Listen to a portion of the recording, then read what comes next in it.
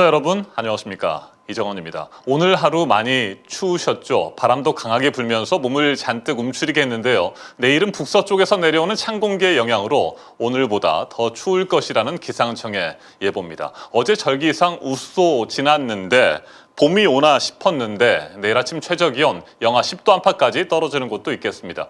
수요일까지는 이렇게 추울 것으로 보이고요. 목요일부터 기온이 조금씩 올라가서 평년 수준을 회복할 예정이라고 합니다. 건강관리 잘 하시기 바랍니다. 윤석열 검사 독재 정권의 정치 보복과 야당 탄압, 민생 외면의 폭거 속에서도 우리가 그렇게 기다리는 봄 조만간 꼭 오지 않겠습니까? 네, 이정원의 허니라이브 2월 20일 월요일 방송 지금부터 시작하겠습니다. 여자친구, 늦지 말고 혼자 나와. 혼자 나오라고 했지.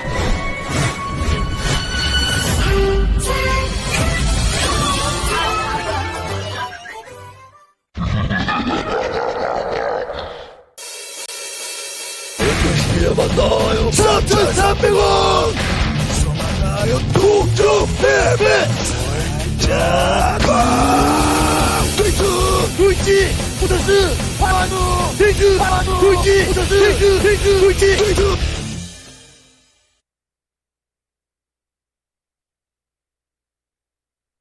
네, 김건희 씨의 도이치모터스 주가 조작 연루 의혹을 아주 신랄하게 또 재밌게 비판하는 그런 동영상을 먼저 보시고 오늘 방송의 문을 활짝 열었습니다.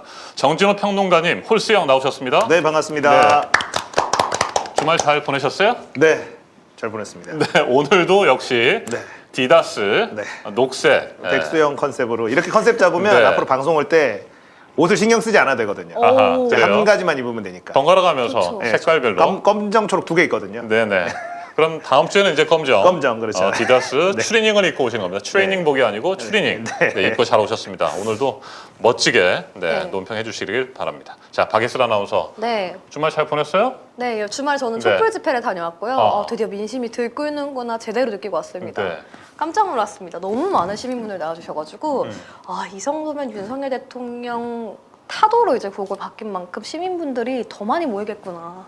지금 벌써 농성을 시작하고 있어요. 네. 그래서 촛불행동에서 매일매일 이제 밤샘 농성을 하면서 7시에 집회를 하는데 거기에도 지금 많은 시민분들 참여해 주시고 벌써 대학생분들이 100명 넘게 농성을 함께 하고 있다고 해요. 네, 윤석열 검찰이 이재명 더불어민주당 대표에 대한 구속영장을 청구한 이후에 그렇죠. 처음 맞는 주말이었는데 확실히 주말 촛불 집회 분위기가 달라졌어요? 눈빛이 우선 바뀌었습니다. 시민분들께서 눈빛이 바뀌셨고 더 전투적으로 바뀌신 게 저도 현장에서 열기로 피부로 느껴지더라고요.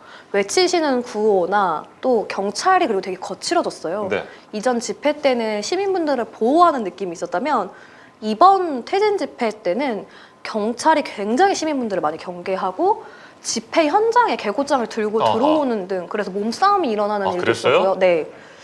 펜스를 열어주지 않아서 시민분들이 직접적으로 개방해라.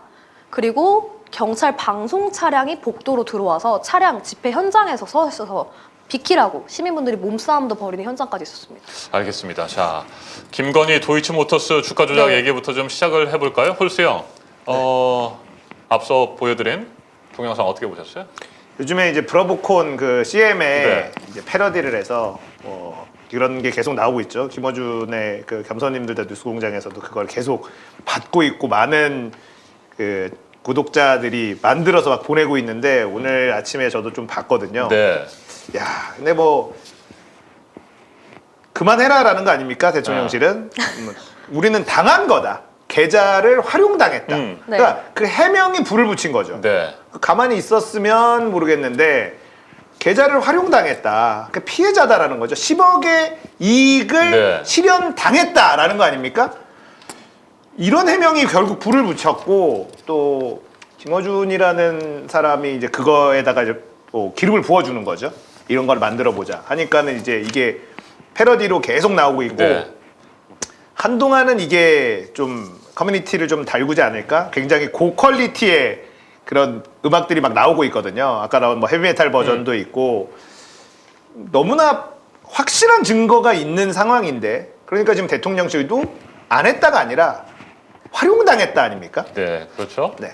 네. 저도 활용당해서 10억을 벌 수 있다면 제 통장도 언제나 열려 있습니다. 대통령실에서 주가 조작에 제 통장도 활용해 주시기 바랍니다. 이익 실현을 당한다. 네.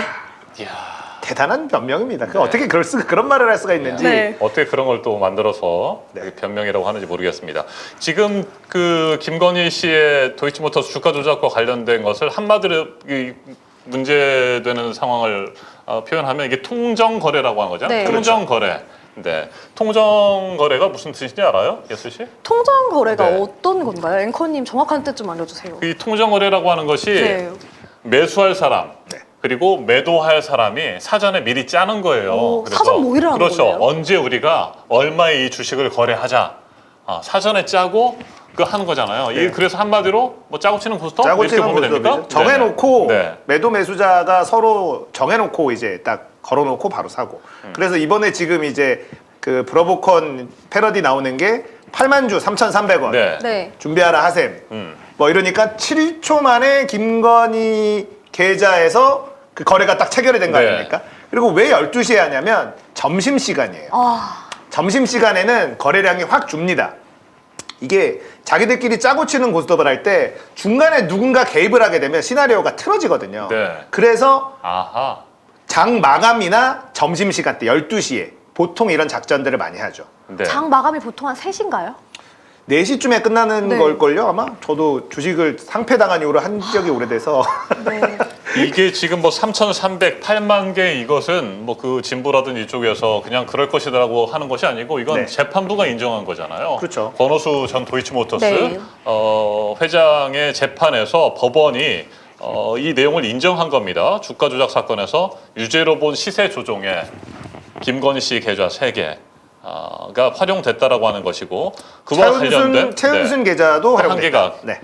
됐었죠. 그리고 김건희 씨 계좌 중 한 개는 주가 조작의 가담자 민모 씨하고 연결이 되어 있는데 이때 이 민모 씨하고 김건희 씨하고 주고받은 문자 내용이잖아요. 네. 이 내용이 말이죠. 3,300에 8만 개를 때려달라라고 김 씨가 문자를 보내니까 준비시킬게요.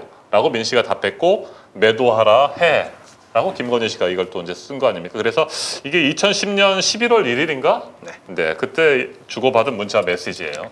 그래서 이 통정 거래라고 하는 것이 사실은 거래가 별로 없는 그런 주식 같은 경우에 이 일당들이 이렇게 짜고 해버리면 일반인들이 보기에는 뭐 이게 정상적으로 거래가 이루어지는구나. 거래가 활발하게 이루어지고 이게 뭐 주가가 오를 것 같다라는 잘못된 그렇죠. 그런 생각을 갖게 근데 하고 보통 주식 네. 투자를 보면요. 그 그래프를 많이 봅니다. 네. 그래서 뭐 하락선, 지지선, 3일선, 5일선 막 이런 것들이 있어요. 그래서 올라가는 주가 그래프 모양이 있거든요.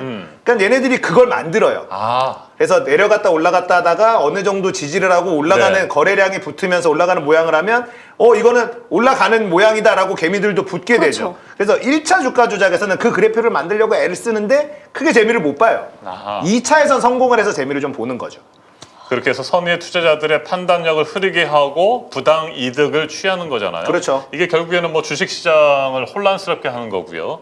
그렇기 때문에 증권거래법에서도 강하게 이걸 규제하고 있고 이번 재판에서요, 사실은 그 검사랑 이 판결문, 판사의 판결문 두 군데 이렇게 빵가루가 이렇게 흐려져 있거든요. 빵가루요? 네. 네. 그러니까 검사는 이런 얘기를 해요. 김건희가 영업점 단말로 거래를 했다라는 얘기를 합니다. 영업점 네. 단말이라는 거는 자기가 직접 전화를 해서 주식 그 증권사 직원한테 얘기하는 거예요. 그러니까 김건희가 직접 증권사 직원한테 거래를 주문한 거다라는 이야기를 합니다. 검사가. 네. 근데 그게 2차 주가 조작 시기예요. 굳이 안 해도 될 말을 검사가 해요. 그리고 판결문에는 2차 주가 조작에 김건희의 계좌가 쓰였다라고 돼 있습니다.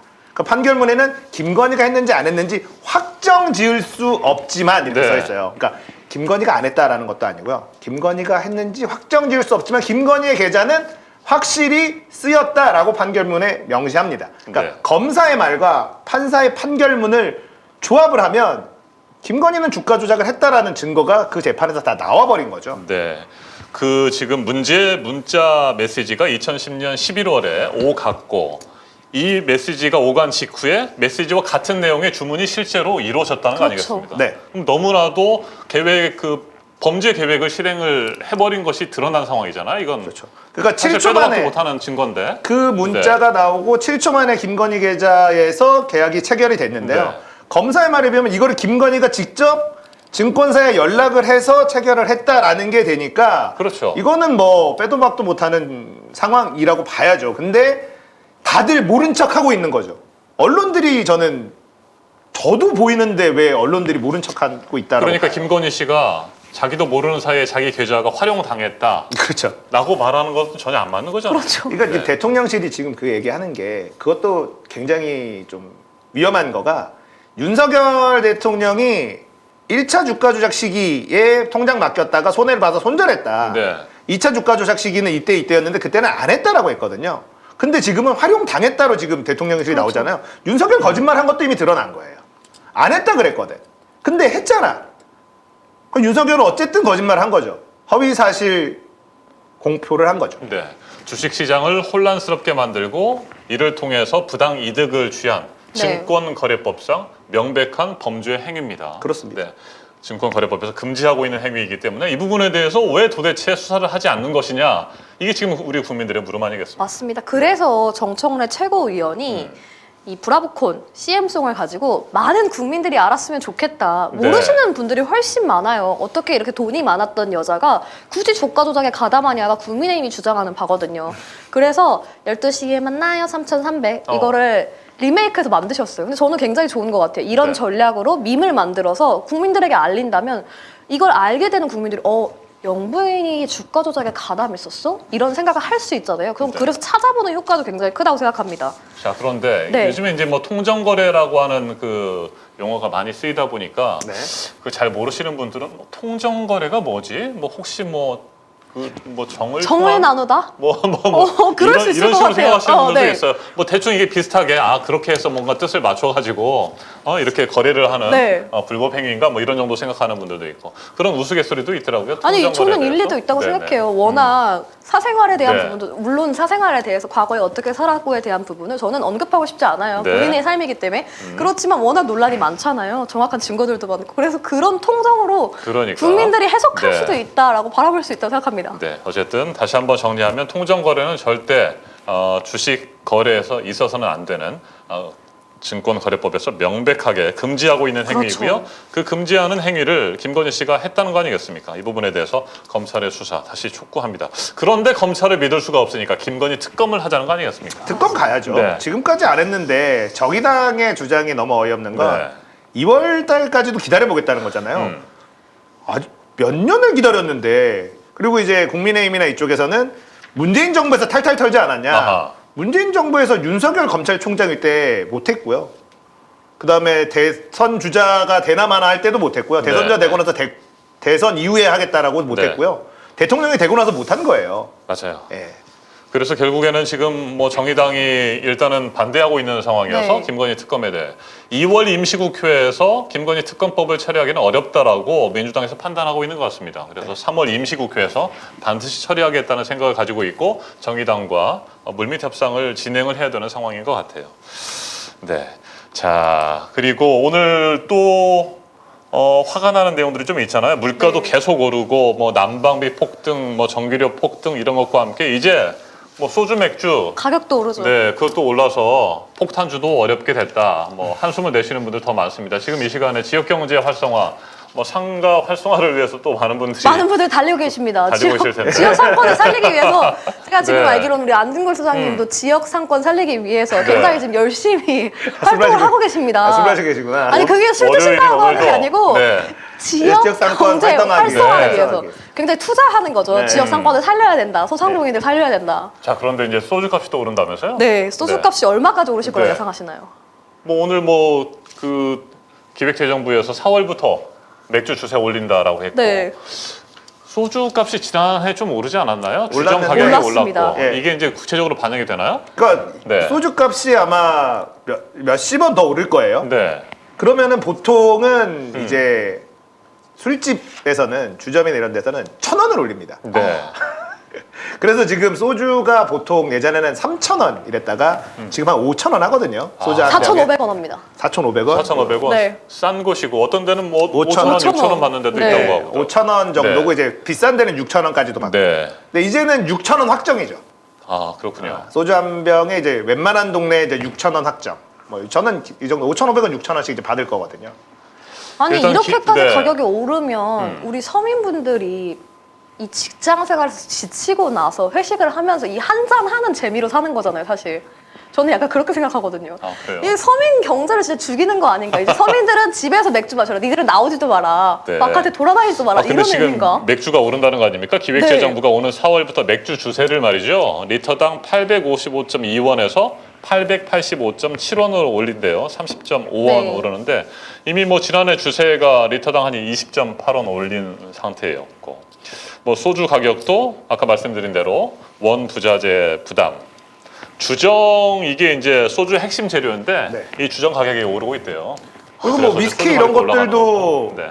많이 올랐어요. 위스키 저는 같은 그래서 그 경우는. 생각했었어요. 네. 이렇게 소주 맥주 가격이 오르면 위스키나 양주를 집에 사놓고 하이볼을 타서 마셔야겠다 생각했는데 하이볼이 보니까 워낙에 또 유행인데 네. 하이볼도 많이 오르죠. 네. 위스키랑 양주 가격도 올랐더라고요. 네, 올랐어요. 그래서 다 이제 술을 올리고 끊어라. 금주를 시켜주는 거구나 국가에서. 금주령을 내렸다 이렇게 생각합니다. 맞아요. 그러니까 보통 편의점에서 4개에 10,000원이던 게 4개에 11,000원이 됐거든요. 이제 4개에 12,000원, 13,000원 이제 이렇게. 아, 11,000원까지 올라갔어요? 네, 지금 이제 뭐 9,900원 뭐 이렇게 해서 팔았잖아요. 그렇던 게 캔맥주 지금 네 개. 예, 편의점에서 11,000원으로 좀 올린 지 좀 됐고요. 그렇군요. 몇 개 뭐 행사하는 것만 또 4개에 9,900원, 10,000원 이렇게 하다가 이제는 4개에 12,000원, 뭐 13,000원 이렇게 올라가겠죠.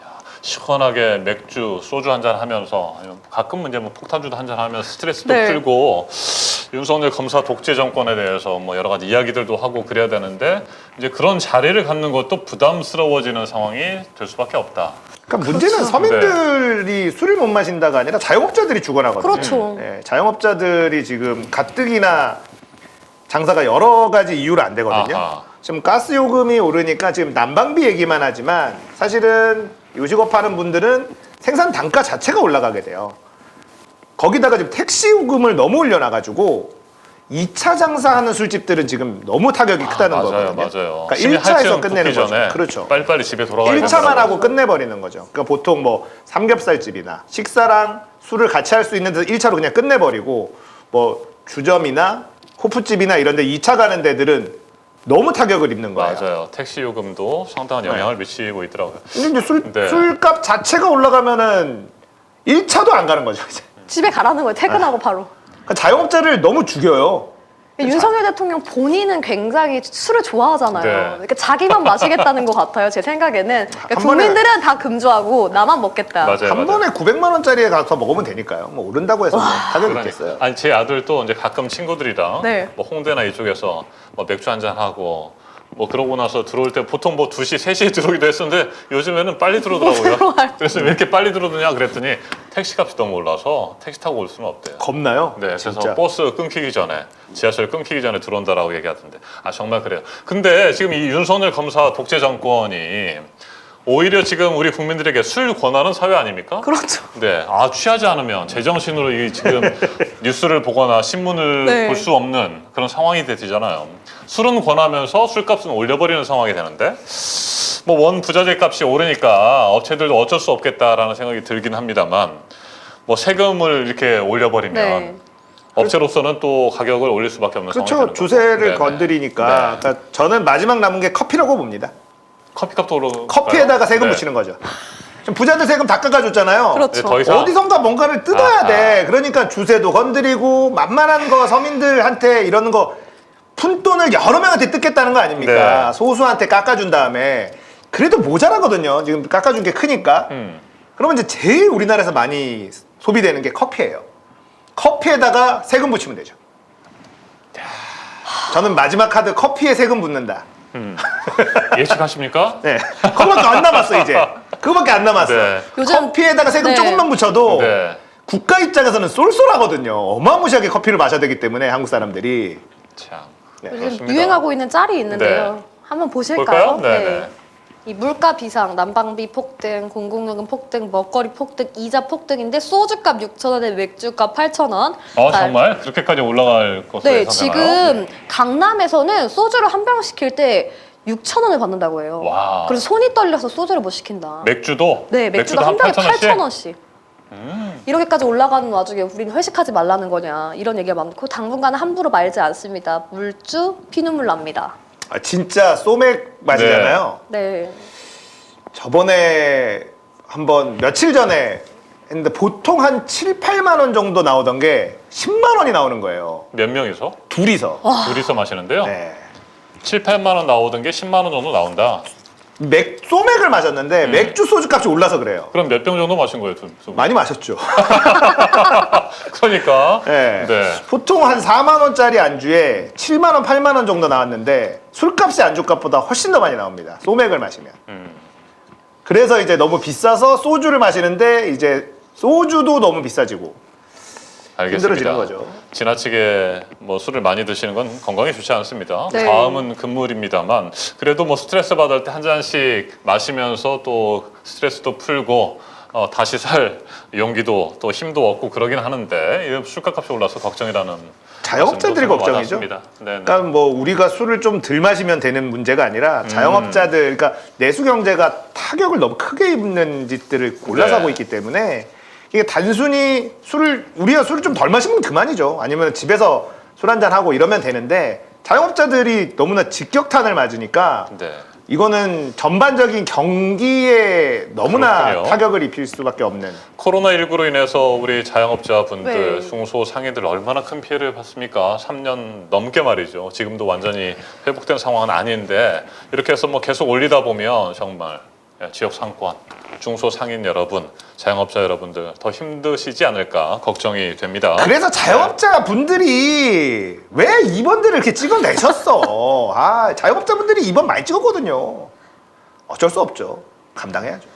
막걸리 마시자는 댓글을 올려주신 분 있어요. 막걸리. 쪽빈 여울님께서 막걸리는 맞아, 안 막걸리 올랐어요? 마시자. 막걸리 가격도 올랐습니다. 막걸리도 네, 막걸리도 올랐어요. 네. 여러분 막걸리 가격도 올랐습니다. 모든 주류의 가격이 다 올랐기 때문에 여러분 금주하라고 윤석열 대통령이 금주령을 내긴 게 아닌가. 저는 이런 생각까지 합니다. 본인이 마실 술이 모자라기 때문에 그럴까요? 국민들은 술 먹지 네. 마라. 이게 윤석열 대통령이 원하는 바가 아닌가. 집에서 마시면 그래도 괜찮아요. 네, 그래서 최용우님이 글을 올려주셨네요. 술을 끊어버리든지 집에서 혼술하든지 해야 되겠다.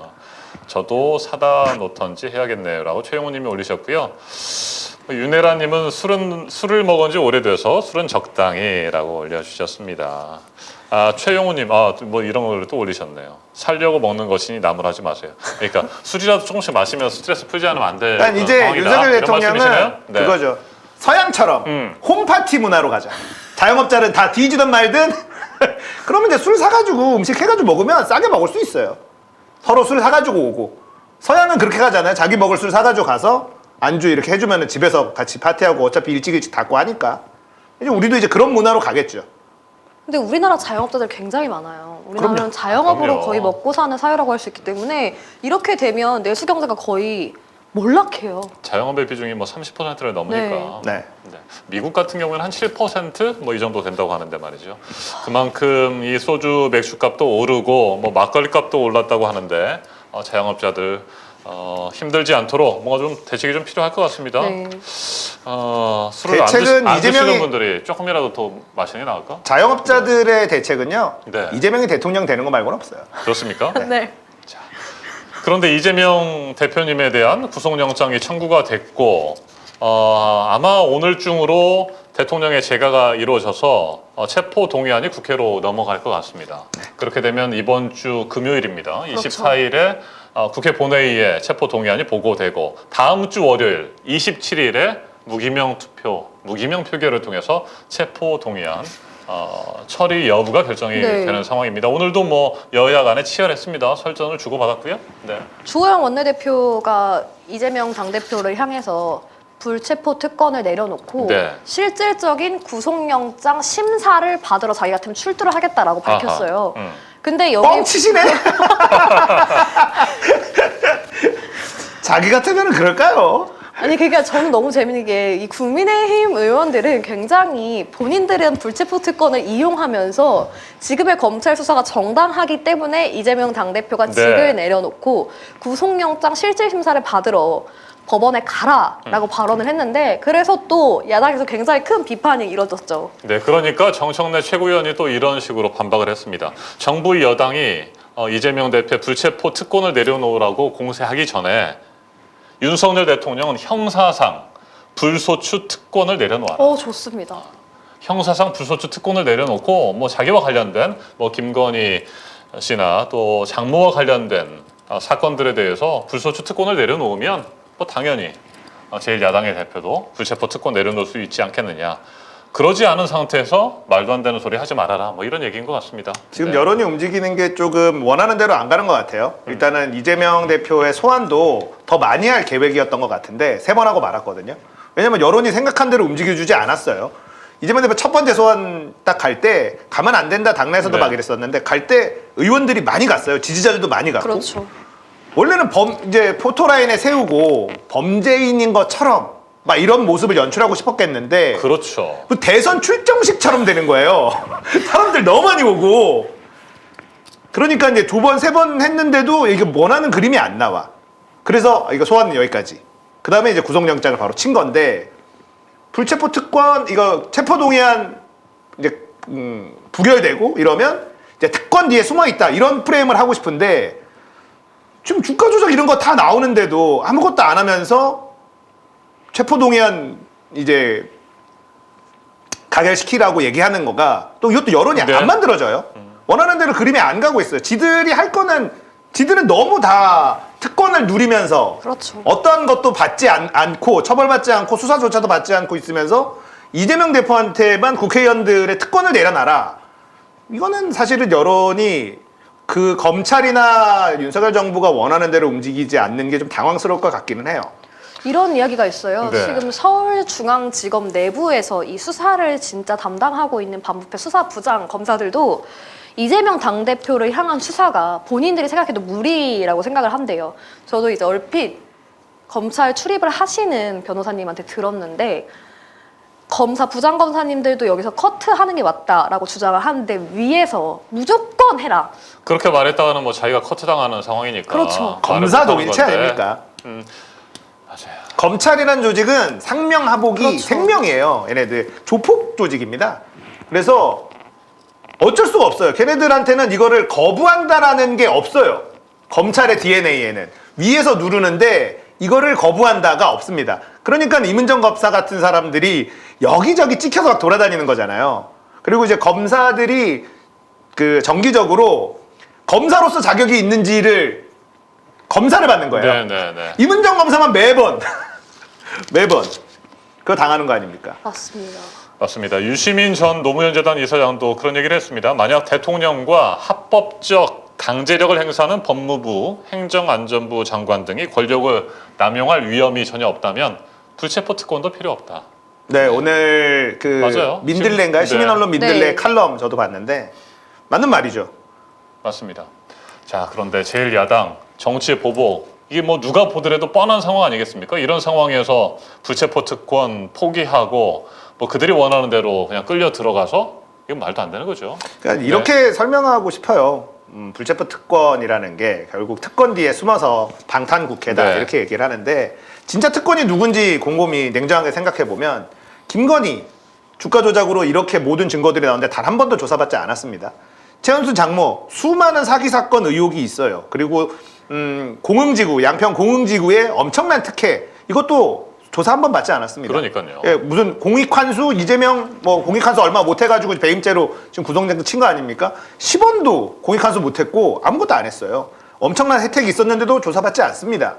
이런 특혜들이 있잖아요. 윤석열 본인의 의혹들 뭐 조사받은 거 있습니까?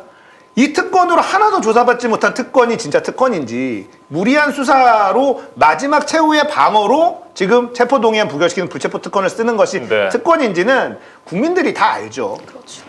내일 오후에 민주당의 의원총회가 열릴 예정이라고 합니다. 검찰의 이재명 대표에 대한 구속영장 청구에 따른 논의들을 할 것으로 보이는데 뭐 그렇다고 해서 체포 동의안에 찬성할 것이냐 말 것이냐 이런 것들을 당론으로 정하지는 않을 거라고 얘기를 합니다. 네. 분위기는 아마 무조건 부결일 거고요. 그러겠죠. 왜냐하면 이게 국민의힘에서도 저는 그 빠져나올 표가 있을 거라고 봐요. 그 칼끝이 자기한테도 올 수 있거든요. 국민의힘에 구린 놈들이 많아서 무서울 겁니다.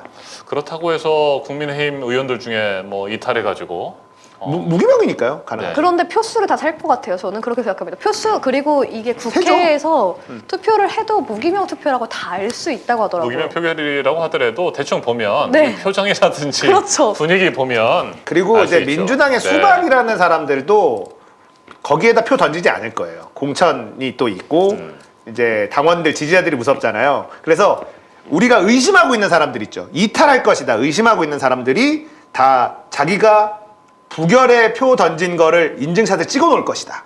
이런 얘기를 그럴 수도 하더라고요. 그럴 수 그럴 있죠. 수 있을 것 나 아니다. 나 네. 이재명 이거 막았다. 이렇게. 그러니까 말로는 지금 이재명이 그걸 내려놔야 된다 막 말을 하고 있지만 실제로 투표에 들어가면 그렇지 않을 것이다라는 게 민주당 내 그런 공통적인 분위기. 맞아요. 전반적인 분위기라고 무기명 하더라고요. 표결이어서 뭐 정확하게 알 수는 없겠습니다만 혹시라도 이탈하지 않을까라고 하는 의원들이 있을 텐데 그 의원들을 향한 카메라 플래시가 계속 터질 가능성도 있죠. 이탈해 봐 지켜보겠죠? 한번. 네네. 이탈해 봐 한번. 그래서 지금 네. 대통령실에서는 계속해서 한 측근이 뭐 지난주에 그런 얘기를 했다고 하잖아요. 공식적으로는 부인을 했습니다만 뭐 한번 영장을 해서 부결이 되면 또 계속 칠 계속하겠다. 가능성이 있다고 하는데 아마 뭐 그렇게 나올 가능성이 높다고 봐야 되겠죠. 뭐 그거는 많은 분들이 검찰이 지금 무리하게 이재명 무리한 수사를 하는 걸로는 어떻게든 지금 구속을 시키겠다는 거거든요. 이재명 구속 못 시키면 모든 게 실패로 돌아가는 거예요. 그러니까 어떻게든 구속시키기 위해서 지금 노력을 할 건데 지금 구속영장 네. 내용을 보면 전혀 말이 안 되거든요. 이상한 내용들로 가득 차 있고 그 구속영장에 보면 내로남불 뭐 이런 얘기도 있어요. 그게 검찰의 용어가 아니잖아요. 어허. 내로남불이 무슨 사자성어입니까? 그러니까 굉장히 법률적인 용어들이 들어가고 드라이하게 딱딱한 문장이 돼 있는데 얼마나 쓸말이 없으면 내로남불 이런 단어가 들어갑니까? 그러니까 막 소설을 써놓은 거예요. 그러니까 어떻게든 이걸 집어넣어야 되는데 여기서 만약에 안 되면 다른 것도 계속 쓰겠죠. 근데 여론이 따라와 줘야 되거든요. 원래 이때까지는 검찰이 이런 식으로 공작질을 해서 몰고 가면 네. 언론이 부채질해주고 이게 다 먹혔어요. 그렇죠. 조국 때 그게 절정을 잃었고. 근데 국민들이 조국 때 이게 조작이 언론과 함께 하는 조작이구나 공작이구나라는 걸 깨달은 국민들이 굉장히 많아진 거죠. 그러니까 지금은 더 안 먹히는 거고. 그러니까 물론 이재명이 나쁜 놈이다라고 믿고 있는 굳게 믿고 있는 한심한 이tik들이 있어요. 많아. 근데도 중간에 있거나 조국 때 이걸 다 본 사람들이 많아졌기 때문에 이제 검찰의 조작에 대해서 알게 된 국민들이 많아졌기 때문에 만약에 다른 구속영장을 또 치고 백현동 치고 뭐 다른 거 무슨 호텔 뭐 이렇게 짜치는 걸로 계속 치면 여론은 더 안 좋아질 거라고 저는 생각을 해요. 지지자들은 더 결집할 거고. 네, 맞습니다. 민주당이 뭐 계속해서 똘똘 뭉쳐야 되고 또 민주당에 대한 지지를 더 많이 깨어있는 시민 여러분뿐만 아니고 중도에 계시거나 일반 국민들에게서도 지지를 보내주셔야 되는데 그런데 뭐 최근에 나오는 여론조사 결과들을 보면 말이죠. 민주당의 지지율이 오히려 떨어지는 그런 모습들을 보이고 있는 이건 어떻게 봐야 될까? 일단 오늘 발표가 됐죠. 리얼미터 여론조사 결과 13일에서 17일 사이에 네. 전국 18세 이상 남녀 2,504명을 대상으로 진행이 된 여론조사 결과인데 민주당의 지지율이 39.9%, 국민의힘 지지율이 45.0%라고 합니다. 5.1%포인트 차로 민주당의 지지율이 더 떨어졌어요. 낮아요. 이거 어떻게 봐야 돼요? 아무것도 안 하니까. 네. 제가 그때 말씀드렸잖아요. 네. 민주당은 안 하면 떨어진다니까요. 국민의힘은 가만히 있으면 올라가고. 그러니까 김건희 특검 뭐 네. 할 것도 안 하잖아요. 물론 다행히 지금 이제 막 그 로텐도울에서 철야 농성도 릴레이 철야 농성도 네. 하고 있고 이런 걸 하고 있는데 언론이 안 다뤄줘요. 그러니까 더 세게 가야 돼요. 그러니까 사실 장애투쟁도 더 여러 번 해야 된다는 의견들이 많이 나오고 있는데 아직까지도 기획이 민주당 내에서 되고 있지 않다고 합니다. 그러니까. 아하. 그게 그래서 얼마나 지난번에 한 번 답답한가요? 하고 지금 이어지지 않는다 이렇게 네. 본 거예요? 네. 벌써 3월인데 2월 4일 날 하고 3월이 이제 다가오잖아요. 그럼 민주당 내에서도 이제 장애투쟁을 또 집중해서 어떻게 할 것인가에 대한 기획이 나와야 되는데 논의가 되고 있지 않대요. 그래서 국회 로텐더홀에서 농성을 이어가는 것도 중요하지만 장외로 또 나가서 그렇죠. 국민들과 함께 해야 된다 이런 생각이군요. 그러니까 여론을 만들 줄 몰라요. 민주당 의원들이 싸울 줄도 모르고 개쫄보들이 많아가지고 떨어지는 거예요. 아니 제대로 좀 싸워야 되는 상황이잖아요. 너무나 불합리한 거를 우리가 목도하고 있고 김건희의 주가 조작 관련돼서도 이 수많은 증거들이 나왔는데 정의당 특검 안 한다고 그냥 3월에 봅시다 이러고 있으니까 제 말씀드리죠. 김성태 단식 투쟁하고 김경수 도지사 특검 받아내려고 단식 투쟁하다가 국회 앞에서 죽탱이 한 방 맞고 쓰러지고 결국 특검 뜯어낸 거 아닙니까? 민주당에서 김성태만한 의원이 없다니까요. 그러니까 떨어지죠. 더 떨어져야 돼요, 제가 봤을 때는. 국민의힘 지지율이 오르는 건 뭐 어떻게 봐야 될까요? 3.8 전당대회 앞두고 뭐 일종의 컨벤션 효과가 나타나고 있다 이렇게 볼 수도 있을까? 어떻게 봐요? 뭐 내용은 좀 두고 봐야 되는데 저는 뭐 그쪽은 크게 의미 없다고 보고요. 저는 이 부분에서 좀 의견이 달라요. 제가 사실은 여론조사 전화가 오는데 사실 민주당을 지지하는 젊은 분들은 네. 일상에서 굉장히 바빠요. 이 여론조사 전화가 오면 뭐 여론조사입니다 하자마자 끊거든요, 저는. 끊어버리는 경우가 많죠? 네, 시간이 맞아요. 없어요. 일을 하고 있는데 전화를 받을 시간이 사실 없어요. 그래서 저희 친오빠도 이야기하더라고요. 자기는 여론조사가 오면 여론조사를 누를 시간이 없대요. 너무 눌러야 되는 게 많대요. 어느 정당을 지지하십니까? 얼만큼 지지하십니까? 뭐 하십니까? 아니 일하느라 바빠 죽겠는데 그래서 전화를 하고 계속 얘기를 하라고 그러니까 누르라고 하니까 젊은 사람들의 경우에는 투표를 여론조사에 안 해요. 응하지 않는 사람들이 네. 많기 때문에 근데 그런 것도 있는데 뭐 채팅창에서도 구라미터 안 믿는다 뭐 이런 것도 있는데요. 전체적인 흐름은 저는 인정해야 된다고 봐요. 네. 예, 민주당의 그러니까 국민의힘의 지지율이 몇 퍼센트냐 이건 중요한 게 아니라 민주당의 지지율이 떨어졌다. 이거를 좀 중점으로 의미를 봐야 돼요. 두고 네. 봐야 되고요. 거기에 전체 퍼센티지가 몇 퍼센트다라는 거에 크게 의미를 두는 게 아니라 전체적인 흐름은 좀 인정해야 될 필요가 있죠. 사실 저번 대선에 네. 많은 민주당 이재명 지지자들이 여론조사 거짓말이다 딱 이러다가 결국 졌잖아요. 그 흐름이라는 게 존재하거든요, 분명히. 그리고 그 여론조사들이 물론 어느 정도 여론을 만드는 것도 있긴 하지만 저는 대한민국에 이번 찍은 지능이 낮은 국민들이 어마어마하게 많다는 현실을 우리가 인정해야 된다고 봅니다. 네. 황금꽃님께서 네. 여론조사 이상하게 질문합니다라는 말씀하셨네요. 질문 방식도 굉장히 질문 방식. 중요한 건데 질문 질문 내용도 방식이 그렇고? 네. 굉장히 애매모호합니다. 그래서 전화를 듣다가도 끊으시는 분들이 굉장히 많아요. 그리고 저희 부모님도 이 여론조사 기관에서 오는 전화를 기본적으로 신뢰하지 않으시기 때문에 우선 민주당을 지지하셨던 분들은 대부분 여론조사 전화에 응하지 않는 경우도 많은 것 같습니다. 네, 그래요. 그 여론조사 결과는 사실 뭐 믿고 안 믿고의 문제는 아니고요. 전체적인 흐름이나 이런 것들을 참고하는데 활용하면 좋을 것 그렇죠. 같고 민주당의 지지율이 떨어지는 거에 대해서는 분명히 반성하고 좀 지지를 끌어올릴 수 있는 방안들을 구체적으로 찾는 노력이 필요하겠습니다. 박예슬 아나운서가 말한 것처럼 안에만 있지 말고 좀 더 바깥으로 좀 나와야 적극적으로 돼요. 국민들과 네. 함께하는 행사들을 마련하는 것도 필요할 것 같고요. 네, 이상민 행정안전부 장관 탄핵 심판 이것도 좀 빨리빨리 진행이 돼야 되는데 지금 국민의힘 소속의 김덕우 의원이 법사위원장을 맡고 있잖아요. 제대로 네. 안 움직이는 것 같더라고요. 그래서 오늘도 그와 관련된 민주당의 비판이 좀 나왔습니다. 소추위원단도 구성하고 대리인단도 빨리 구성해가지고 해야 되는데 전혀 안 하고 있다고 하더라고요. 헌법재판소는 심리를 이미 개시한 상태인데 네. 말이죠. 근데 뭐 이거 네. 몰랐나요? 모르고 법사위 넘긴 것도 아니잖아요. 그러니까 그 원내대표부터가 민주당 원내대표부터가 절대 법사위 안 준다 뽑아달라 그랬잖아요. 쏠랑 내줬잖아 박홍근이. 그러니까 떨어지는 거예요. 아니 이럴 거 몰랐어? 법사위 넘어가는 순간 다 알고 있었는데 뭐 이거 가지고 화를 내내 만에 이런 것도 웃긴 거죠. 그러니까 민주당 지지율은 떨어질 수밖에 없는 겁니다. 맞아요. 김도우 법사위원장이 소추위원단 구성도 하지 않고 있고요. 뭐 명백한 직무유기를 하고 있다고 합니다. 네. 자, 뭐 이상민 장관은 3명의 대리인도 이미 선임한 상태에서 이상민 장관의 준비하고 대리인 중 한 명이 전 대법관 출신이라고 합니다. 굉장히 빵빵한 법조인들을 준비해서 자기를 변호하겠다는 의지를 강하게 내비친 만큼 이제 민주당도 강하게 싸워야 되지 않을까? 그리고 국민들에게 지지를 못 받는 이유 중 첫 번째는 윤석열 정부는 굉장히 극악무도하고 직권 남용이나 직무유기를 굉장히 뻔뻔하게 하는데도 전혀 국민들 앞에 반성하는 모습이 없잖아요. 그러니까 오죽 뻔뻔하면 저럴까. 상식을 벗어난 행동을 하는데도 뭔가 하는 느낌이 있어요. 그런데 민주당은 항상 도의를 지켜요.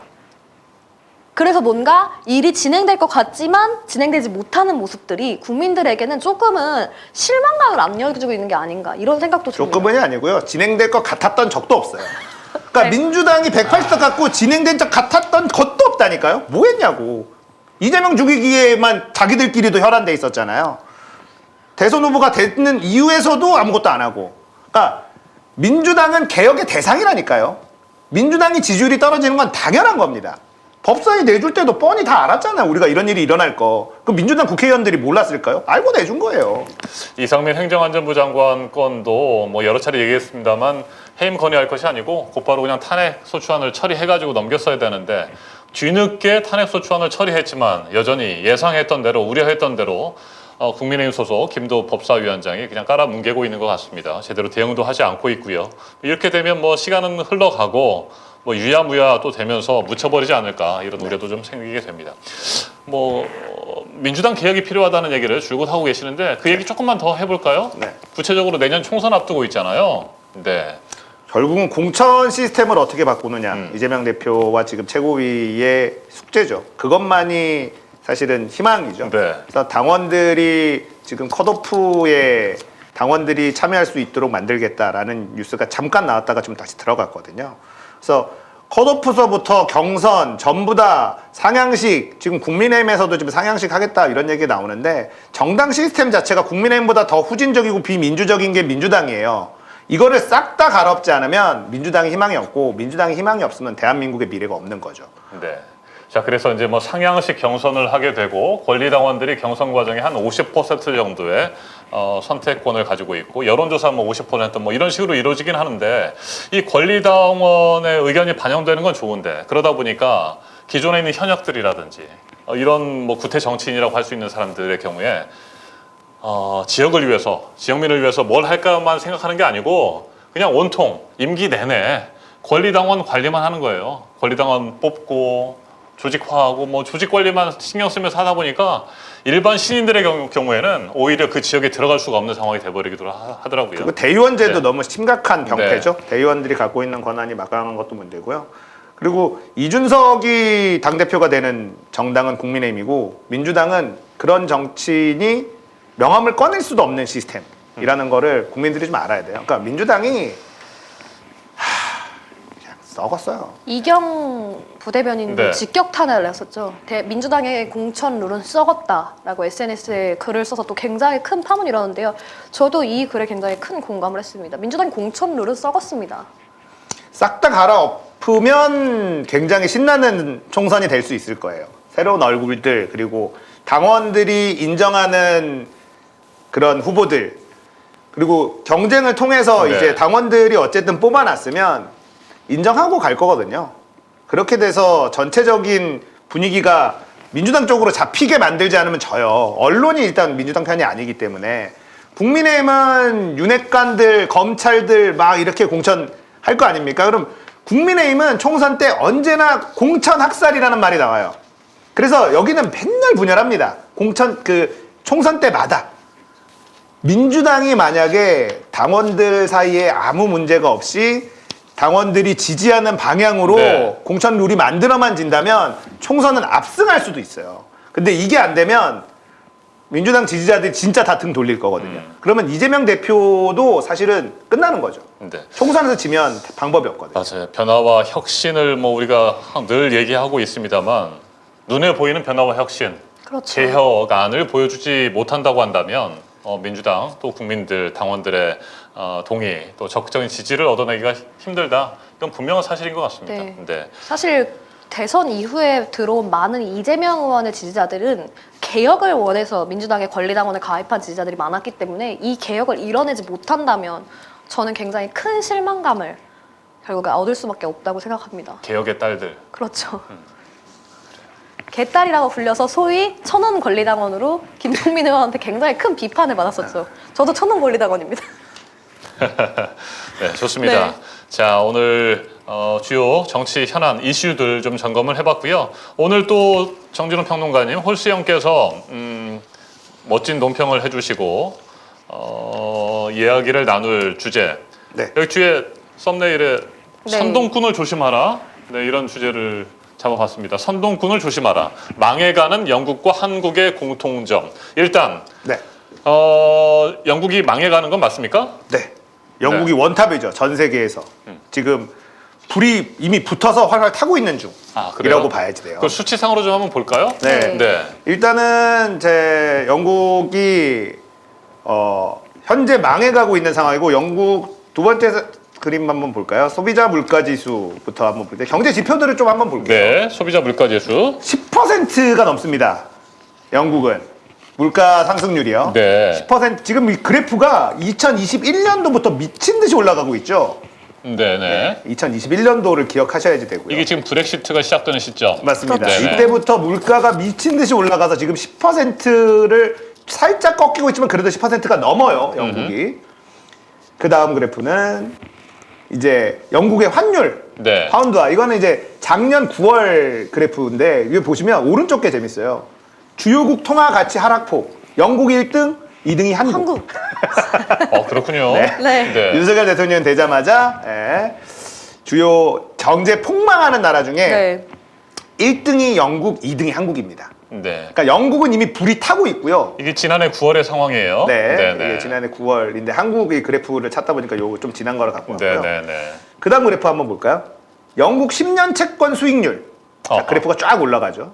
그 다음 것도 한번 볼게요. 영국 3년 채권 수익률. 그러니까 3년 만기, 10년 만기 채권 얘기를 많이 해요. 네네네. 그러니까 채권 수익률이 높아지면 좋은 게 아니라요. 국가의 신뢰가 떨어지고 있다. 이렇게 해석하시면 돼요. 아하. 채권 금리가 올라간다. 그렇죠. 채권 금리가 계속 올라가고 있기 때문에 수익률이 높게 올라가는 거죠. 지금 뭐 엄청나게 계속 상승 중입니까? 상승폭이 심상치가 않잖아요. 네. 지금 이게 영국의 현재 경제 상태고요. 영국 경제 상황이 불안하고 네. 앞으로도 불투명하다 이렇게 보는 겁니까? 이제 IMF가 2023년도 주요국 경제 성장률을 전망했는데 위에 회색 그래프가 10월달 작년 10월에 예측한 거고요. 네. 노란색 그래프가 올해 1월에 다시 수정한 예측이에요. 보시면 중국 예측보다 10월보다 1월에 좀 더 성장할 것 같아 이렇게 하고 전 세계도 2.7%, 2.9%로 상향 조정을 합니다.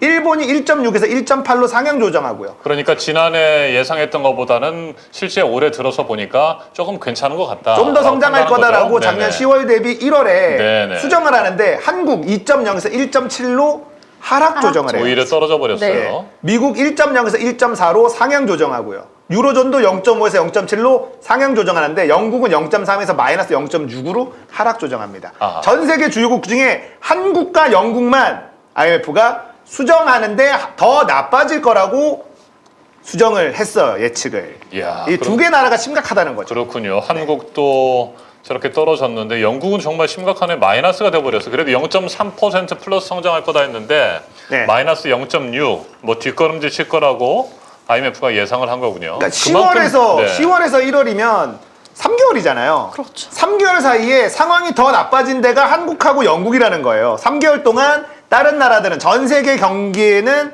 좋아지고 있는데 한국하고 영국은 3개월 동안 더 나빠졌네? 이거는 2023년도에 더 나빠질 것 같아. 하향 조정해 예측을. 이렇게 된 겁니다. 두 개 나라만 딱 그렇게 됐어요. 보통 이제 우리가 난방비 폭등도 그렇고 뭐 에너지값 오르고 그럴 때 그리고 전체적으로 경기가 침체되거나 인플레이션이 생길 때 네. 이건 국내에서 뭐 정치나 경제를 잘못해서가 아니고 글로벌 경제의 영향이다라고 변명들을 하잖아요. 개뻥이라는 그렇죠. 거죠. 국제 경제가 좋지 않으니까 뭐 미국 경제도 좋지 않고 세계 경제가 좋지 네. 않으니까 우리 경제도 어쩔 수 없는 부분이 있다라고 얘기하는 건데 네. 근데 저 지금 지표나 수치를 보면 뭐 중국이라든지 미국 같은 경우에는 오히려 올해 더 좋아질 거라고 하는 네. 수정치가 나온 상황인데 한국은 뒷걸음질 치고 영국은 마이너스로 돌아가 버리는 상황이네요. 이게 네, 동아일보에서 나왔던 지표인데요. 네. 2023년 2월 1일에 나왔던 지표입니다. 이 대한민국만 지금 경제 성장률이 하락하고 있고 영국과 세계 경제 성장률도 0.2%포인트 성장합니다. 그러니까 윤석열 대통령이 세계 경제가 어렵다라고 하는 주장은 결국은 허위가 아니냐라는 맞죠. 의구심을 가질 수밖에 없는 거짓말이에요? 거죠. 네, 지금 네. 보면 그 동남아 쪽 우리처럼 수출을 해서 먹고 사는 나라들 있잖아요. 싱가폴, 뭐 말레이시아, 베트남 뭐 이런 나라들은요 다 흑자 보고 있어요.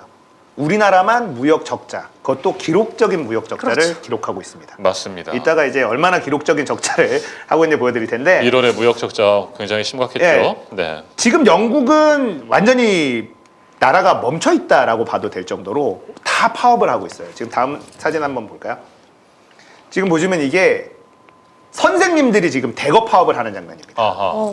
학교가 85%가 가동을 안 하고 있어요. 이게 왜 그러냐면 임금 인상 선생님들 너무 조그매준다고 전부 다 거리로 나오고 있습니다. 물가가 10%씩 물가 상승률이 되고 있잖아. 살인적인 물가 상승인 상태에서 못 견디겠다. 간호사, 뭐 온갖 공무원들, 선생님들까지 다 파업을 하러 거리에 지금 나오고 있는 게 지금 영국 상황이고요. 자, 그러면 이게 왜 영국 경제가 이렇게 박살이 났느냐? 다음 그림. 네, 영국의 공립학교 교사 30만 명이 거리로 나왔다라고 하네요. 네. 교사 뭐 공무원 50만 명이 파업하고 있고 극심한 물가 상승에 맞춰서 임금을 올려달라고 하는데 네. 뭐 학생과 학부모들도 함께 또 하고 있고. 근데 이게 선생님이 심각하군요. 막판이에요. 네. 마지막이고 그 전에 간호사들 뭐 온 전부 다 파업을 하고 있었어요. 네. 그러다가 선생님들까지도 파업에 동참을 하게 된 그랬네요. 거예요. 특히 잉글랜드하고 웨일스 쪽은 공립학교의 85%가 네. 문을 닫았다라고. 지금 저 이제 그림이 뭐냐면 유로존에서 빠져나오는 그렇죠. 영국의 모양이죠. 그렇죠. 브렉시트라고 네. 하는 게 지금 이 영국 경제를 폭망하게 하는 가장 큰 요인이라는 걸 아무도 부인할 수가 없습니다. 뭐 여러 가지 이유가 있지만 브렉시트가 제일 큰 요인이에요. 자, 브렉시트가 그러면 왜 영국인들이 브렉시트에 찬성을 했느냐? 이게 이제 오늘의 주요 네. 이야기거리입니다. 가스라이팅 당했다라는 거죠. 그러니까 유로존에 그냥 남아있는 것보다 네. 빠져나오는 것이 영국 국민들에게 훨씬 도움이 된다. 뭐 이렇게 가스라이팅을 했겠죠. 그렇죠. 그 당시에 이제 정치 이 브렉시트를 하자라고 네. 하는 사람들하고 브렉시트 안 된다 하는 정치 세력들이 이제 맞붙었는데 뭐가 먹혔냐면 EU의 분담금을 너무 많이 낸다. 보통 독일, 프랑스, 영국 이 세 나라가 제일 많은 돈을 내거든요. 이 금액을 얘기하면서 너무 아깝다라고 얘기를 하는 거죠. 영국이 민영화를 많이 해서 국민들이 굉장히 살기 어려운 나라입니다. 네. 그런데 이렇게 많이 여기다가 EU한테 떼이고 나면 그 돈을 국민들한테 복지에다 쓰면 얼마나 좋겠느냐? 이게 엄청나게 먹힙니다. 그러니까 실제로 그 돈을 내고 얻는 이득을 전체적으로 종합해서 얘기해주면 어렵잖아요. 근데 그 돈 내는 금액을 딱 얘기하고 이 돈 안 내도 돼. 유럽연합에 대는 분담금을 내지 않아도 된다. 예. 그리고 이 돈을 우리 국민들한테 쓸 거야. 브렉시트 하자. 이게 가장 크게 먹힙니다. 그리고 이민자들, 네. 외국인 노동자들, 우리 일자리를 다 뺏어간다. 근데 EU에 있으니까 이걸 제재하고 싶어도 못해요. 우리가 EU 탈퇴하면 이민자들 다 내쫓을게. 이게 또 먹힙니다. 이게 가스라이팅을 한 거죠. 그 당한 거예요. 너무나 단순한 논리로 접근했고 이게 먹혀들었어요. 그 다음 표 한번 볼게요. 자, 세대 간 투표율입니다. 이 다음 표. 이것도 네. 주의 깊게 봐야 되겠어요. 예, 이 다음 표가 아주 다음 중요한 표? 거예요. 네네. 이거 말고 그 다음 거. 예, 있는 다음 거죠? 그림 네네. 자, 투표율이 55세에서 65세 이상 81%, 83%. 나이대가 늘어날수록 나이대가 많아질수록 브렉시트 찬성이 높아져요. 굉장히 재밌네요. 네, 높아지고 지금 보시면 18세에서 24세는 EU 잔류 투표가 73 이렇게 나오죠. 그러니까 젊은 층들은 EU에 남아야 된다 이렇게 주장했는데 문제는 투표율이 젊은 층들은 너무 낮았고요. EU 탈퇴합시다라는 노인층들 투표율이 어마무시하게 높았다는 거예요. 아, 그렇군요. 네. 네. 이게 핵심입니다. 결국은 노인들이 젊은이들의 인생을 망쳐버린 전형적인 사례가 영국이라는 거죠.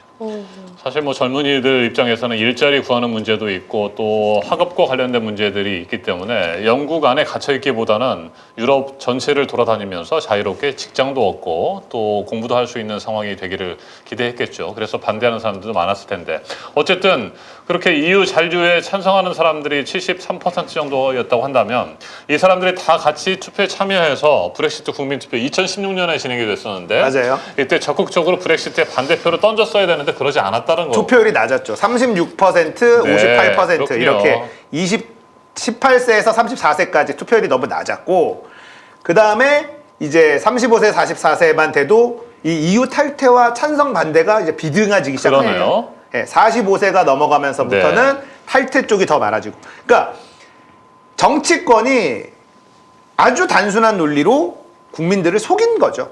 예, 근데 그게 그대로 제대로 먹혀 들어갔고, 이거는 이준석과 그 세력들이 남녀 갈라치기에서 대한민국 20, 30대 남성들이 윤석열을 찍은 것과 똑같다고 보시면 됩니다. 이준석의 가스라이팅에 많은 20, 30대 남성들이 넘어갔죠. 이거랑 똑같은 네. 일이 영국에서 벌어진 거죠. 그러네요. 네. 남일이라고 할 것이 아니고 대한민국이 시사하는 바가 굉장히 큰 네. 2016년 브렉시트 가불을 결정하는 굉장히 중요한 국민 투표가 있었던 해입니다. 그래서 브렉시트가 네네. 되고 나서요. 일단 영국 하면은 그 금융이거든요. 금융 중심지인데 그다음 이미지 한번 볼게요. 이제 1위가 뉴욕, 2위가 런던. 그래서 EU에서 금융 관련된 이 헤드쿼터라고 하죠. 그런 데들이 런던에 엄청 많이 있었어요. 근데 브렉시트가 딱 되자마자 헤드쿼터들이 다 뜹니다. 네. 왜냐면 영국에 있을 이유가 없어진 거예요. 그리고 어디로 가냐면 아일랜드로 가요. 그래서 아일랜드가 영국의 브렉시트 결정 이후에 GDP가요 2배가 뜁니다. 5만 불에서 10만 불이 됐어요.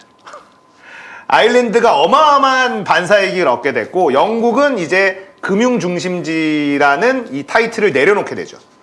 거기에 있을 이유가 없는 거예요. 그리고 영국의 브렉시트가 왜 바보 같은 일이었냐? 이 영국 교역의 30% 이상을 EU에게 하고 있었어요. 네. 그러니까 EU와의 교역으로 30% 이상을 먹고 사는데 EU에 담을 쌓는 결정을 한 거죠. 근데 그 논리가 분담금 많다. 이거 우리 국민한테 쓸게. 이게 그냥 홀랑 넘어간 거예요. EU와의 교역이 너무나 비중이 높잖아요. 그러니까 우리나라에서도 탈중국 얘기하는 사람들하고 똑같은 거예요. 중국 저 미개하고 저런 애들하고 왜 자꾸 뭐 매달리냐, 뭐 중국몽에 중국한테 비굴하게 뭐 하냐. 중국하고 우리나라가 한 25% 정도 됩니다. 근데 그거보다 훨씬 더 높은 비중의 영국은 EU란 말이죠. 근데 우리도 지금 많은 무역 적자가 중국으로부터 나오고 있거든요. 네. 윤석열이 대통령 되자마자 나토 가서 중국하고 이제 비중 줄인다. 이런 얘기를 대놓고 해버렸단 말이에요. 그때 이후로 중국하고 적자예요. 단 한 번도 적자 난 적이 없어요. 중국하고는. 지금까지 계속 적자죠. 이런 상황처럼 우리나라와 무역 규모가 20% 이상 되는 25% 가까이 되는 중국하고 척지는 발언을 하는 것 자체가 우리나라 경제에 자해를 하는 짓이란 말이죠. 근데 영국은 브렉시트라는 걸로 아예 땅땅 내려 찍어버린 거예요. 그래서 영국 경제가 완전히 이렇게 박살날 수밖에 없는 상황이죠. 이걸 누가 했냐? 역사에 길이 남을 사람이라고 저는 보는데 바로 이 사람입니다. 보리스 존슨. 가스라이팅을 한 주인공이죠.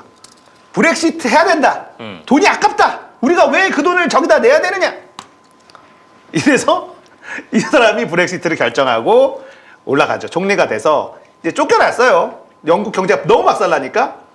그 다음이 이제 가관인 게 트러스 영이라는 어떤 여자가 다음 총리가 됩니다. 네. 그 다음 사진 보여주세요. 44일 만에 234조 원을 날리고 트러스 영 총리가 사퇴합니다. 44일 만에 내려와요. 역대 최단명 불명예를 안고 내려오죠. 그러니까 이 아줌마는 대처가 되고 싶었어요. 마가렛 대처죠. 예. 그러니까 영국 정치가 진짜 후진적인데요. 영국 정치를 보면 귀족 교육을 받은 사람들이 계속 정치를 해요. 그리고 그런 사람들만 뽑아줘요. 그러니까 이 사람들은 영국 서민들의 삶을 아예 모르는 사람들만 정치를 합니다. 그 대표적으로 뭐 이튼, 그다음에 옥스퍼드 이터스쿨. 네. 이런 그 코스를 탄 사람들만 정치를 해요. 그러니까 영국 국민들도 이런 사람들을 계속 정치를 시켜주니까 이 꼴이 계속 나는 거거든요. 이 트러스 형이라는 사람은 되자마자 부자 감세를 외쳐요. 지금 막 물가가 폭등을 하고 다른 나라에서는 횡재세를 걷자, 더 세금을 걷어가지고 어떻게든 긴축을 하자 이러고 있는데 세금을 낮추겠다. 이게 대처가 있었던 거거든요. 뭐 신자유주의 네. 이런 것들이잖아요. 이거를 하니까 영국 국채 금리가 미친 듯이 치솟기 시작합니다. 그래서 영국 내에서도 난리가 나죠. 며칠 만에 되자마자 이상한 짓들을 하는데 영국 경제가 박살나는 소리가 막 들리잖아요. 44일 만에 243조를 날립니다. 어허. 근데 우리나라에도 사실 있었어요. 뉴스가 안 나서 그렇지. 김진태가 사실상 날린 돈이 한 200조 될 거예요. 우리나라 정부가 국채가 박살나면서 긴급으로 수혈한다고 투입한 돈이 200조까지 된다는 얘기가 있거든요. 그때 뭐 한국 경제가 휘청했잖아요. 그렇죠. 그렇죠. 그래서 한 200조 네. 정도를 투입시켰어요. 그때도 사실 우리나라도 물가가 올라가고 한국은행에서 금리 계속 올리고 돈을 회수하고 있는 상태에서 김진태 말 한마디에 돈을 뿌릴 수밖에 없었단 말이에요. 아니면 진짜 자빠지게 생겼으니까. 그런 거를 했는데 트러스는 내려오는데 김진태는 네. 그대로 있죠. 그렇죠. 우리나라 언론이 아무 말 안 해. 김진태는 뭐라고 안 해요. 이재명이 그랬으면 바로 감옥입니다. 이재명 바로 압수수색하고 구속영장 치고 배임이죠. 무조건이죠. 국가 경제를 무기징역감해요. 이 정도 따면 이재명이 했으면. 이재명이 만약에 김진태가 했던 발언을 그대로 했다. 그럼 바로 이미 감옥에 있습니다. 그런데 김진태는 잘 있죠. 그리고 강원도에서 여전히 지지율이 높아요. 그게 대한민국이고요. 맞아요. 그 브렉시트 지금도 생각나는데 2016년에 영국에서 국민투표가 있을 때 저는 그때 도쿄 특파원을 할 때였는데 그때 뭐 전 세계 경제가 브렉시트 가부 이 결정에 촉각을 곤두세우고 있는 상황이었고요. 그때 제가 기억하기로는 2016년까지만 해도 영국 경제가 굉장히 호황이었어요. 네. 특히 그 브렉시트 국민투표가 진행이 됐던 2016년은 영국 경제가 최고 정점에 이를 정도로 2012년부터 영국 기업들이 뭐 호황을 누리고 있는 상황이었고 그런데 브렉시트 국민투표가 끝나고 나서부터 이제 그렇죠. 내리막길을 걷게 되는 거잖아요. 그러니까 2016년도에 결정 나고 17년, 18년, 19년, 20년 해서 그 준비를 차근차근 합니다. 완전히 이제 탈퇴하는 거예요. 네. 21년도에 마무리가 돼서 딱 이제 완전 브렉시트야. 그때부터 아까 보였던 모든 지표가 박살이 나기 시작하는 거예요. 맞습니다. 예. 그래서 2021년도 그 지표가 중요하고요. 네. 이제 우리나라로 조금 보면 자 지금 그 다음 이미지 한번 볼게요. 네. 환율이 지금 우리나라도 꿈틀거리고 있어요. 다시 환율을 억지로 좀 눌러놨거든요. 1,200원대 초반으로. 근데 지금 다시 환율이 1,300원 턱 밑으로 지금 올라가 있습니다. 예, 오늘자인데요. 1,294원이에요. 저번 주에는 1,300원, 장중 1,300원을 넘어간 적도 있고요. 지금 환율을 좀 누르고 있었는데 역시나 미국에서 여러 가지 지표가 안 좋게 나왔죠. 그러니까 고용 지표가 너무 좋게 나오고 물가 상승률, 그다음에 생산자 물가 지수 이런 것들도 예측보다 훨씬 더 높게 나오면서 연준이 금리를 안 올릴 이유가 없다. 이런 상황이 지금 됐거든요. 그러고 나니까 우리나라 환율이 지금 1,300원대로 쭉 올라가는 분위기가 나오고 있죠. 자, 그다음 그림 볼게요. 자, 이게 심각한데요. 우리나라 무역 수지입니다. 네. 자, 위로 계속 올라가다가 어느 순간부터 밑으로 쭉 내려가죠. 적자 행렬이 이어지고 있습니다. 윤석열 네. 정부 들어서자마자 단 한 달도 빠짐없이 무역 적자예요. 단 한 달도 빠짐없이. 특히 지난 1월 심각했잖아요. 이게 어느 정도냐면요. 윤석열이 이런 얘기를 했어요. 경제는 대통령이 살리는 게 아니다. 네, 그건 맞는지 모르겠는데 대통령이 망칠 수는 있다. 살리는 건 못할지 몰라도 망치는 건 확실히 할 수 있다는 그게 거를 진짜 맞는 말이에요. 보여주고 있어요. 네. 이게 지금 역대급 무역 적자를 지금 기록하고 있는데 언론이 왜 이렇게 조용한지 모르겠어요. 역대급 무역 적자. 무역 적자가 많이 난다는 건 달러가 빠져나간다는 뜻이에요. 우리가 팔아서 달러를 받고 물건을 사서 달러를 주잖아요. 달러를 주는 게 훨씬 더 많으면 한국에 있는 외환 보유가 계속 줄어드는 거잖아요. 네. 그러면 환율도 안 좋은 영향을 받을 수밖에 없습니다. 금리 지금 미국 금리랑 한국 금리가 1.25% 기준금리만 1.25% 차이가 나요. 근데 사실 이게 체감이 1.25가 아니에요. 미국은 훨씬 센 나라잖아요. 훨씬 센 나라가 우리나라보다 기준금리가 1.25나 높아요. 그러면 체감상 1.25 이상이어야 되는 거죠. 우리가 미국보다 금리가 사실 좀 더 높아야지 돼요. 그래야 비슷하다라고 느껴질 텐데 우리가 1.25나 낮아요. 그런데 환율이 이상하리만치 조금 안정이 됐었습니다. 여러 가지 네. 이유가 있는데 지금 이제 다시 올라가고 있어요. 미국 연준은 금리를 이제 시원시원하게 올린다. 지금 빅스텝, 자이언트 스텝 얘기까지도 나와요. 네. 자이언트 스텝까지 올리는 거 아니냐라는 얘기까지도 나오니까 지금 전 세계의 경제 지표가 또 안 좋게 가고 있거든요. 우리나라는 당연히 그럴 수밖에 없는 거고. 지난 1월에 무역 적자가 127억 달러. 대박이죠. 네. 어마무시한 건데요. 127억 이것도 제가 좀 달러를 이따가 기록했어요. 말씀드릴 네. 건데 그 다음 그래프를 한번 더 볼게요. 이게 물가예요. 지금 보시면 맨 아래쪽 노란색이요. 근원 물가 지수거든요. 근원 물가. 네. 가운데 있는 네. 게 소비자 물가, 위에 있는 게 생활 물가예요. 보시면 올라가다가 한번 꺾이죠. 생활 물가랑 이 소비자 물가는 한번 꺾입니다. 근데 밑에 근원 물가는 한 번도 내려간 적이 없이 계속 올라가고 있잖아요. 그래서 근원 물가는 농산물이라든지 계절의 영향을 많이 받는 농산물이라든지 외부 요인을 많이 받는 에너지, 석유, 가스 이런 걸 뺀 물가 지수가 근원 물가예요. 그러니까 우리나라에서 정부 정책으로는 단 한 번도 물가를 잡은 적이 없다는 게 이 그래프에 나오는 거예요. 그래서 소비자 물가나 생활 물가가 떨어지는 건 외부 요인들, 에너지 값이, 가스 값이 안정이 되거나 원유 값이 안정이 되면서 떨어진 거지 정부 정책으로 떨어지지 않았다는 게 이 세 개 그래프를 보면 확인할 수 있는 겁니다. 계속 물가는 올라가고 있어요. 근데 생활 물가나 소비자 물가는 보면 11월부터 다시 올라가요. 지금 미국은 어떻게든 물가를 잡으려고 난리를 치고 있는데 우리나라는 물가를 잡는 척 하다가 갑자기 안 하면서 다시 올라가고 있죠. 예금 금리나 대출 금리를 억누르고 있거든요. 강제로. 근데 이건 뭐냐면 건설사 살리려고 하는 거거든요. 그러니까 다시 물가가 올라가는 추세가 되죠. 근데 지금 아까 보신 것처럼 환율도 안 좋죠. 그 다음에 미국이 금리를 계속 올릴 분위기로 가고 있죠. 우리나라는 억지로 금리를 낮추고 있죠. 어떻게 되겠어요? 지금 자영업자들 박살나고 있죠. 작살나기 일부 직전인 거예요. 이미 예고돼 있는 겁니다. 다음 그래프도 네, 한번. 아까 국제 경기 뭐 세계 글로벌 경제 얘기도 했습니다만 세계 경제와 전혀 다르게 움직이고 있는 국내 경기. 윤석열 정권이 만들어낸 경제 위기인데 그렇죠. 그에 대한 대책도 제대로 세우지 못하고 있고 역행하고 물가는 계속 있어요. 오르고 있는데 예, 역행하고 네. 있습니다. 이것도 이제 한 10년 채권 수익률 네. 그래프가 쭉 올라갔죠. 올라갔다 내려갔다 했지만 전체적으로는 계속 올라간 추세죠. 상승 추세고 다시 지금 최근 걸 보면 내려갔다가 다시 올라가고 있죠. 그러니까 억지로 눌러놓은 게 지금 이제 터지고 있어요. 자, 지금 상황에서 다음 거 한번 보면요. 올해 맞아. 41일 만에 무역 적자, 작년에 37%예요. 자, 작년이 역대급 무역 적자입니다. 472억 달러 무역 적자를 봤어요. 2022년도에. 자, 2008년도 글로벌 금융위기가 됐을 때 우리나라가 132억 6,700만 달러 적자를 봤어요. 근데 작년 한 해 472억 적자를 봤습니다. 472억 달러. 근데 1월, 2월 10일까지 176억 2,200만 달러 적자를 냈어요. 네. 2월 10일 데이터까지. 글로벌 금융위기 때 132억이었다고요. 1년 동안 무역 적자가. 전 세계가 망했다는 그 해 우리나라는 132억 6,700만 달러 무역 적자를 봐서 망했다 했단 말이에요. 자, 윤석열을 보니까 MB가 천사로 보이는 효과가 놀라운 있어요. 기적이 나타나는 그렇죠. 겁니다. 야, MB는 경제를 잘했구나. 이 두 달도 안 돼서 176억. 글로벌 금융위기 때 132억 6,700만.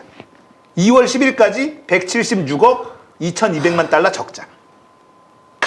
아름답지 않습니까? 근데 이 윤석열 누가 뽑았냐? 노인들이 뽑았더라. 영국을 우리가 보면서 야, 저 나라 불타고 있구나 이러고 좋아할 수만 없는 이유가 노인들이 영국을 망가뜨렸고 대한민국도 노인들이 망가뜨렸다. 네. 망가뜨리고 있는 중이죠. 뭐 노인 여러분들께서도 사실은 그렇지 않으신 분들 많아요. 진보적인 생각을 가지고 계신 많죠. 분들. 네, 또 그런 분들 많고요. 그리고 또 노인 여러분께서 노인분들이 있었기 때문에 우리 대한민국이 이 정도로 민주화되고 또 산업화되고 잘 살 수 있게 된 거 아니겠습니까? 그런데 문제는 지금 여기 뒤에도 저희가 적어놨습니다만 이 노인분들이 제대로 판단할 수 없을 정도로 선동꾼들의 활약이 대단했었고 그렇죠. 수가 넘어갔다 이렇게 봐야 되는 거죠. 일단 지금. 압도적으로 물론 뭐 깨어있는 네. 노인분들도 어르신분들도 많죠. 근데 압도적으로 2번을 찍었단 말이죠. 60대 그렇죠? 이상. 네. 압도적으로 2번을 윤석열을 찍었고요. 그분들의 얘기를 들어보면 일단 문재인이 북한의 나라를 통째로 넘기려고 한다. 그렇게 믿고 있는 분들 많아요. 이재명이 되면 그렇게 된다. 그 보수 유튜브들이 계속 떠들었던 게 그거 그러니까 아닙니까? 허위 뉴스가 굉장히 네. 무섭고 네. 이 가스라이팅이 무서운 게 제가 지하철을 가다 한번 싸울 뻔한 적이 있어요. 최근에. 할아버지하고? 네, 어르신들끼리 네. 대화를 하는데 거의 이재명 당대표를 범죄자가 어떻게 정치를 하냐 이렇게 비난을 하면서 이재명 당대표를 욕을 하는데 제가 듣다가 정말 화가 머리 끝까지 차올라서 어르신 그만하세요를 여기까지 올라왔는데 도망가야 누르고 나왔습니다. 도망가야 돼요. 설득 안 됩니다. 그러니까 어느 잘하셨어요. 정도의 네. 가짜 뉴스가 퍼지고 있냐면 이재명은 북한과 내통해서 나라를 팔아먹을 놈이다. 이런 생각을 가지고 계시더라고요. 실제로 많아요. 그리고 20대 30대 남성들이 대거 윤석열을 찍었죠. 그러니까. 예, 그게 전형적인 이준석 가스라이팅에 넘어갔거든요. 남녀 갈라치기가 제대로 먹혀 들어갔고 이 보리스 존슨이 EU 분담금으로 영국 국민들을 딱 갈라버렸단 말이에요. 젊은 층하고 노인층하고. 그렇죠. 이준석은 20, 30대 청년들의 남자 여자를 딱 갈랐단 말이에요. 그 결과가 윤석열 대통령 그리고 노인들의 이 가짜뉴스에 선동된 노인들이 윤석열 대통령을 만든 거예요. 그 결과 영국도 노인들이 그 가스라이팅에 넘어가서 브렉시트 찬성한 이후에 영국은 방법이 없습니다. 지금 경제가 다시 EU 안에 들어가야 되는데 쉽지가 않거든요. 근데 저는 여기서 궁금한 앵커님 생각하시기에는 왜 이렇게 사회가 가스라이팅에 잘 넘어가는 사회로 바뀌었다고 보세요? 이게 어느 순간부터 분위기가 되게 바뀐 것 같아요. 사회 전반적인 네. 분위기가 가스라이팅이 굉장히 먹혀 들어가는 분위기로 변했는데 앵커님은 어느 시점에 이게 바뀌었다고 바라보세요? 글쎄요. 그게 어느 순간인가 이 사회가 불안해지고 갈피를 못 잡게 되는 상황이잖아요. 그 상황에서 누군가 하나 딱 던지는 음모론 이런 것들에 쉽게 넘어가 버리는 상황이 된 것 같기도 하고 사회가 좀 불안하기 때문이겠죠. 한마디로. 저는 그래서 더욱더 이런 심리적인 요인도 앞으로 기울어진 운동장, 굉장히 중요할 것 현재 같아요. 상황도 문제가 심각하고요. 그러다 보니까 최근 뭐 몇 년 사이에 많이 나왔던 얘기가 그거 아닙니까? 확증 편향. 그렇죠. 믿고 싶은 것만, 보고 싶은 것만 선택적으로 골라서 보고 선택적으로 믿게 되는 거잖아요. 그 이외에 자기가 가지고 있는 확증 편향을 무너뜨리는 다른 논리라든지 다른 얘기들은 전혀 들으려고 하지 않습니다. 그냥 귀 닫고 눈 감아버리는 상황이 되는 거죠. 그러면서 계속해서 그런 선동꾼들의 가스라이팅이 이루어지는 거고요. 사실은 지난 대통령 선거에서 윤석열 당시 후보가 그 공약을 했던 게 그거 아닙니까? 젊은이들한테 특히 젊은 20대 남성들에게 병장 월급, 뭐 군대 월급 네. 200만 원까지 올려준다고 하고 상당히 많은 제 아들도 지금 군대에 있는데 너무나 답답했다는 거예요. 뭐 그 안에서 뭐 정치 얘기를 하거나 대선과 관련된 얘기를 할 수 없어 너무나 답답하고 말을 할 수는 없었습니다만 아버지 정말 주변에 있던 동기들이나 친구들 같은 경우에 야 그래도 윤석열이 대통령 되면 우리 뭐 200만 원 받고 제대할 수 있는 거 아니야? 병장 되면? 이런 얘기들을 하면서 찍는 사람들이 있었다는 거죠. 많죠. 네. 여가부 폐지가 제일 컸고요. 여가부 폐지하기는커녕 지금 여가부 조직이 더 커지고 있거든요. 그거 완전 사기친 거잖아요. 그러니까- 사기치고 그 사기에 넘어가 버려서. 근데도 네. 웃긴 건 아직도 20대 남성들은 윤석열 지지율이 나와요. 등신들이라는 거죠.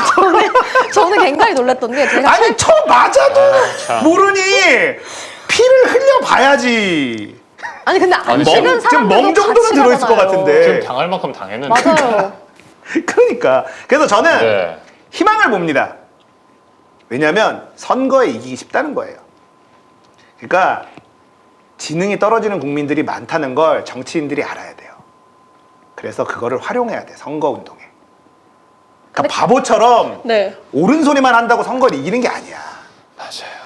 그러니까 국민들의 수준이 대체적으로 엄청 떨어진다라는 걸 인정하고, 그러니까 이재명 대표가 이런 얘기를 해요. 자기는 국민들의 집단 지성을 믿는다. 너무 믿으면 안 된다고 조언해주고 네. 싶습니다.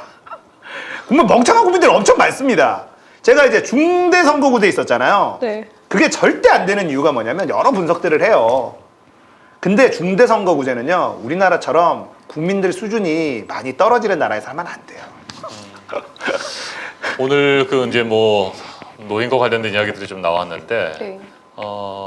전국 노인위원회 민주당 내 전국 노인위원회가 오늘 출범을 했습니다. 최락도 전 국회의원이 노인위원장을 맡고 있는데 오늘 그 최락도 위원장님이 이런 말씀을 하셨어요. 윤석열 대통령을 겨냥해서 성공할 수 없는 사람을 대통령으로 만든 것은 지난 대선에서 우리 노인표가 적었기 때문이다. 저는 죄인이 된 심정이다. 물론 뭐 최락도 위원장님도 그렇고 민주당에 껴있는 진보적인 생각을 가지고 계시는 어르신들께서는 당연히 그런 선택을 하지 않으셨겠죠. 그런데 말씀하신 것처럼 많은 분들이 잘못된 선동꾼들에 의해서 잘못된 확증 편향을 갖고 계셨고 잘못된 선택을 하신 것은 분명해 보입니다. 뭐 지금이라도 제대로 판단하고 선택하실 수 있도록 해야 되는데 기울어진 운동장에서 뭐 할 수 있는 일은 뭐 기대하는 것은 많지 않고 그래서 우리 허니라이브를 비롯한 진보 유튜브들이 또 우리 홀스 형과 같은 진보 유튜버들의 역할이 중요한 것 같아요. 열심히 떠들어 봐야죠. 네, 맞습니다. 팩트를 가지고 이야기합니다. 네, 맞습니다. 단순한 선동꾼들이 아니고요. 네, 그렇죠. 네. 아니요, 저는 선동 좀 했으면 좋겠어. 그래요? 선동해야지 어떡하겠어. 저쪽이 선동하는데 우리도 선동해야지 뭐. 근데 이제 가짜 뉴스로 선동하는 게 아니라 파고들어야죠. 맞습니다. 저렇게 그러니까 지금 영국 같은 경우는 영국도 가짜 뉴스로 선동한 건 아니란 말이에요. 그러니까 포인트를 잘 잡은 거죠. 보리스 그 존슨과 당시에는 뭐 경기가 괜찮았으니까 네. 영국 경제도 괜찮았고 그 돈이 네. 얼마나 아깝느냐 네. 이런 거를 제일 잘 파고든 거거든요. 맞습니다. 보리스 존슨이 그때 이제 뭐 영국 국민 투표할 때는 런던 시장하고 또 외무부 장관하고 그럴 때였고 2019년부터 총리를 했었죠. 네. 지난해 9월까지. 어쨌든 뭐 보리스 존슨은 브렉시트의 찬성론자였고. 그렇죠. 대표적인 그걸 뭐 찬성론자였고. 차근차근히 준비를 제일 했습니다. 수혜를 받았죠. 네, 네. 맞습니다. 자, 정말 제대로 된 팩트와 진실을 가지고 많은 국민들이 윤석열 검사 독재 정권의 실태를 정확하게 알 수 있도록 우리가 그런 역할들을 알리고 맞습니다.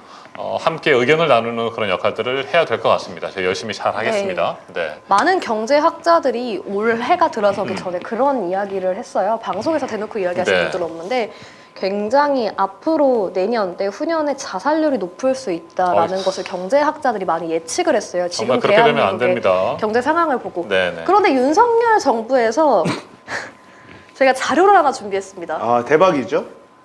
2027년까지 자살률 30%를 감소를 시키고 자살률 1위 국가에서 벗어나게 하겠다라고 해서 아하. 어떤 정책을 펴졌는지 네. 예상 가능하신가요? 이제 뭐 번개탄 생산 금지 그거 얘기가 한번 나왔죠. 좀 예. 볼까요? 네. 자세하게 설명 좀 해주세요. 이 윤석열 정부가 앞으로 5년간 지금 현재 대한민국이 OECD 국가 중 자살률 1위잖아요. 지난주에 나온 기사네요. 네. 자살률 1위 국가를 벗어나기 위한 정책으로 계획안을 내놨는데요. 자살 수단으로 사용되는 번개탄의 생산을 금지하고 신종 자살 수단에 대한 관리 체계가 강화된다라고 하면서 자살 사고가 빈번하게 일어나는 교량, 난간 등 위험 장소에 울타리를 설치한다라고 발표를 했습니다. 그런 얘기도 있어요. 그래서 진짜. 이제 한강을 다 복개한다. 한강으로 뛰어내리지 못하도록 한강을 복개천으로 만들자. 다 그냥 덮어버린단 네, 말이죠. 한강을 다 덮어. 뛰어들 한강이 보이지 이제, 않게? 이제 그런 얘기까지 나옵니다. 이게 윤석열 정부가 하고 있는 정책이 이직 분들한테 이런 얘기 좀 전달해야 되는데 가스 요금이 많이 올랐어. 그러니까 아껴 써라. 이렇게 얘기합니다. 그렇죠. 실제로 그렇게 얘기했어요. 맞아요. 네, 실제로. 그리고 이게 수매하잖아요. 정부가 사는데 네. 윤석열 대통령이 뭐라 그랬냐면 쌀을 다 사주는 게 농민들을 위하는 게 아니다. 이렇게 얘기했단 말이에요. 그러더니만 나온 게 뭐냐면 벼 품종을 바꾼대요. 이게 신동진 벼라는 게 있고 참동진 벼라는 게 있는데 네. 신동진 벼가 지금 이제 우리가 농사를 짓는 쌀인데 벼인데 이게 수확량이 너무 좋다는 거야. 그래서 참동진은 병충해에 강하고 수확량이 떨어진대요. 그래서 쌀이 너무 많이 남아서 이거 정부가 다 사니 참동진으로 바꿔 이러면 쌀을 덜 사도 되잖아. 수확량이 적어지니까. 이게 윤석열 정책이에요. 그리고 자살률 떨어뜨린다고 번개탄을 생산 안 한대요. 이런 정부가 세상에 있습니까? 아니 어떻게 이 말이 진짜 말도 안 된다. 그러니까 이렇게 말이 안 되는 네. 상황에 살고 있는 거예요. 모여라 꿈동사님이 그러면 고층 건물도 다 없애라. 뛰어내리지 못하게. 그렇죠. 그렇죠. 지금 뭐 다 그러니까 왜 사람들이 살기 힘드니까 사실 자살률이 올라가는데 그러면 사회 안정망을 더 구축하고 살기 힘든 좌절하는 국민들을 어떻게 구제할 것인가를 고민해야 되는데 자살하는 수단을 막아라. 네. 죽고 싶은데 죽지 못하게 만들어라.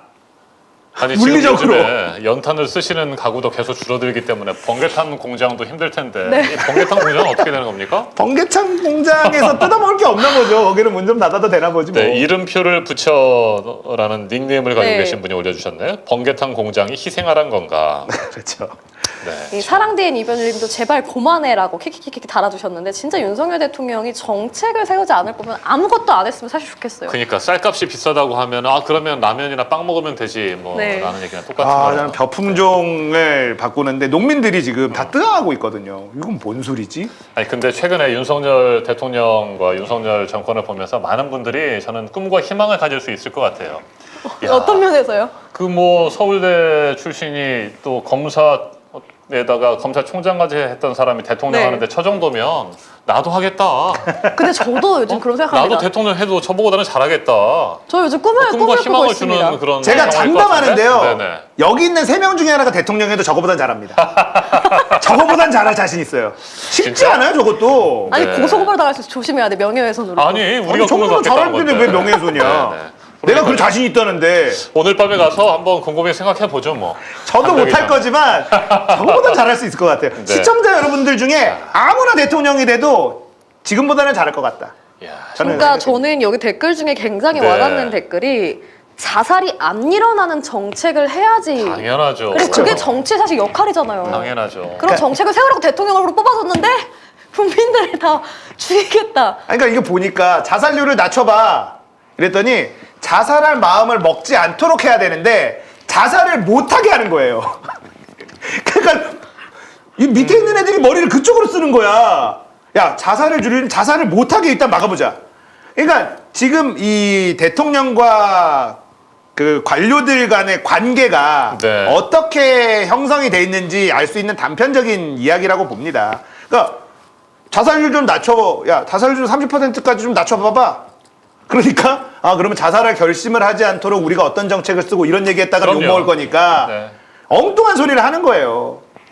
야, 정말 그런 정책들을 위반하는 사람들은 도대체 어떤 사람일까? 뭐 윤석열 대통령이야 그렇다 치고 그 밑에서 저런 정책을 내놓고 그런 걸 또 보도자료라고 뿌리는 사람들을 보면 참 대단합니다. 대단해요. 예, 뭐 네. 통장이 활용당했다. 네. 예, 수익 창출당했다라는 이야기를 하는 사람들도 있고 뭐 상식 바뀌죠. 그러니까 지금 노라고 하는 사람들은 다 없어져 있는 상황이고 눈치만 보는 사람들만 이제 윤석열 대통령 주변에 다 남아 있는 상태인 거죠. 그러니까 말도 안 되는 일들이 아무렇지도 않게 막 벌어져요. 그러니까 비상식적인 게 상식처럼 통하면서 국민들이 지금 무덤덤해지고 있다. 저는 이런 생각이 듭니다. 네. 건든 법사. 건든 법사요. 네. 네. 건진 법사가 아니고요. 건든 법사라고 하는 닉네임을 쓰고 계시는 분. 아까 저희가 잠깐 얘기했습니다. 번개탄 공장 사장님이 죽겠다라는 글도 올리셨고 건돌님께서는 길 가다 넘어져서 죽을 수도 있는데 길도 없애라. 참, 그렇죠. 이런 것들을 저희가 이제 뭐 농담처럼 하고 어이가 없어서 얘기를 합니다만 왜 우리가 지금 이 상황에 그럼요. 이런 이야기를 하고 있어야 될까 정말 답답합니다. 말씀하신 것처럼 오늘 하루하루 살기가 힘들어도 그래도 뭐 오늘보다는 내일이 좀 나아지고 네. 내일보다는 열심히 살면 땀 흘린 만큼 보람 느끼고 모레는 좀 나아지고 1년 뒤는 좋아질 거라고 하는 희망이 있어야 되는데 그런 꿈과 희망을 전혀 주지 못하는 상황에서 자포자기하는 사람들이 그만큼 많다는 거 아니겠습니까? 맞습니다. 그럼에도 불구하고 여러분 함께 버티셔야 됩니다. 네. 분명히 민주당이 꿈을 거고요. 예, 네. 민주당이 희망을 제시하는 거 말고는 사실 없어요. 맞습니다. 민주당 더 힘내서 국민에게 희망을 가질 수 있도록 민생, 경제 신경 써야 될 것 같습니다. 앞에 우리가 처리해야 될 굉장히 많은 일들이 있습니다만 민생과 경제 더 열심히 민주당이 챙겨주시기를 그리고 힘들어해서 자포자기 하려고 하는 사람들에게 손을 내밀어 주시고요. 꿈과 희망을 가질 수 있도록 함께 힘을 좀 모아주시기를 우리 시청자 여러분에게도 말씀을 드리도록 하겠습니다. 네. 퇴진해서 이제 타도로 네. 구호가 바뀌었어요. 당장 여기 네. 박철님이시네요. 네. 철박이라고 하시는 분인데 내가 할게요 대통. 이를 또 한 분에게 웬만하면 더 잘할 겁니다. 해드린 것 같습니다 오늘 방송이. 더 잘할 네. 거예요. 네, 초동생을 앉혀놔도 이 정도 경제는 아니겠다. 네, 아, 그렇습니다. 진짜 네, 네. 절망인 상황인데요. 그래도 이재명 대표가 있어서 다들 버티는 것 같아요. 그러니까 민주당에 지금 민주당에 좋은 정치인들이 많이 있을 수 있고 또 더 성장할 정치인들이 있을 수 있지만 지금 당장에는 이재명이라는 인물을 빼면 민주당도 절망이거든요. 네, 우리가 지금 버티는 게 그나마 이재명이라는 구심점이 있으니까 버티는 맞습니다. 거고요. 그러니까 뭐 불체포 특권을 포기해라 뭐하라 이런 얘기하는 민주당 의원들 정신 차려야 돼요. 네. 윤석열 정권 뭐 정치의 무능은 뭐 두 번 다시 얘기하지 않아도 온 국민이 다 알고 있는 것이고요. 경제 이만큼 힘들고 민생 어려우니까 윤석열 정부가 보다 민생 해결, 경제 살리는 일에 더 힘을 좀 써야 될 텐데 뭐 오로지 뭐 자신들의 권력 강화하고 정적 제거하고 야당 탄압하고 이런 데만 골몰하고 혈안이 돼 있는 상태입니다. 이번 한 주도 굉장히 많은 일들이 있을 것 같습니다. 이번 주 금요일에 체포 동의안이 국회에 보고되고 다음 주 월요일 아마 이 시간쯤이면 결론이 나올 수 있겠네요. 네. 국회 본회의에서 무기명 투표를 통해서 이재명 대표에 대한 체포 동의안이 가부가 결정이 되는 상황입니다. 이번 한 주 더 여러분 힘 써주시고요. 윤석열 검사 독재 정권 맞서 싸워야 될 것 같습니다. 오늘 저희가 방송 시작한 지 벌써 1시간 25분 정도가 네. 흘렀습니다. 네. 이번 한 주 힘내시기를 바랍니다. 홀스 형님. 네. 네. 다음 주에도 그러면 검정 트레이닝을 입고 네, 이 자리에서 네. 체포 동의안 결과에 대한 얘기들을 좀 나누게 될 텐데 이번 한 주 우리 시청자 여러분들 힘내시라고 한 말씀 시원하게 해주시죠. 힘낼 게 없어요. 정말. 네. 지금 이번 주는 아마 경제적으로 제가 이제 올 때마다 주로 경제 이야기를 좀 가지고 네. 오는데 허니라이브가 주로 정치인들도 많이 오고 그래서 제가 이제 이런 이야기들 좀 갖고 오는 거거든요. 근데 경제가 결국 정치랑 뗄 수가 없잖아요. 이번 주 경제적으로 훨씬 더 안 좋을 겁니다. 안 좋은 일들이 계속 누적이 될 거고 환율 계속 지켜봐야 되는데 안 좋을 거고요. 또 부동산 관련돼서도 계속 안 좋은 이야기들이 나올 거고 자영업자들 죽는 소리 계속 나올 거고요. 사실 희망을 가질 수 있는 건 사실 없어요. 그러니까 이재명 지지하시는 분들은 이재명 지키기만 생각하고 지금은 너무 멀리 보면 안 될 것 같습니다. 지치거든요. 네. 그래서 그냥 이렇게 힘들 때는 바로 앞에만 보고 가까운 사람만 보고 그렇게 서로 의지하면서 버텨야 돼요. 쓰러지지 않게. 맞습니다. 네. 그게 중요한 것 같습니다. 잘 버텨야 될 것 같아요. 네. 버팁시다. 경제의 뜻이 네. 사실 경세재민이라는 뜻을 갖고 네. 있잖아요. 저는 경제와 정치를 따로 보는 사람들에게 결국 우리 깨어있는 시민들이 할 수 있는 것은 이 경세재민, 경제와 정치는 하나로 갈 수밖에 없는 대한민국의 구조에 대해서 계속 알리는 것도 우리가 할 수 있는 역할이라고 생각하고 포기하지 말고 끝까지 연대해서 맞습니다. 타도시켜야죠, 윤석열. 정치의 기본, 정치의 존재 이유, 국가의 존재 이유, 뭐 민생입니다. 민생. 그렇죠. 국민이 편안하고 꿈과 희망을 가질 수 있는 그런 정치 해주시기를 다시 한번 부탁 말씀드리면서 오늘 방송 여기서 마무리하도록 하겠습니다. 1시간 반 정도 저희가 진행을 했고요. 함께해 주신 여러분 정말 감사합니다. 이번 한 주 힘내시고 우리 열심히 버텼으면 좋겠습니다. 내일은 어떤 분이 나오시는 거죠? 네, 내일은 네. 굉장히 공익제보센터 굿로이어스에서 지금 현재 12구 이태원 네. 참사를 유가족들과 함께 국가대상 손해배상 청구 소송을 진행하고 계시는 대표 변호인이신 우리 전수미 변호사님과 함께 이야기 나눕니다. 네, 전수미 변호사님도 많이 보고 싶었고 말씀 듣고 네. 싶었습니다. 일정 조율 끝에 내일 나오시는 걸로 결정이 됐습니다. 네. 정말 다양한 얘기들 내일 해볼 수 있을 것 같습니다. 전수미 변호사와 함께하는 이정원의 허니 라이브 내일 저녁 8시 바로 이곳에서 여러분 기다리고 있겠습니다. 오늘 편안한 밤 보내시고요. 내일 저녁 다시 찾아뵙겠습니다. 네. 여러분 고맙습니다. 감사합니다. 감사합니다. 감사합니다. 감사합니다. 수고하셨습니다. 네, 수고하셨습니다. 어이 목걸이가 좋아 보입니다.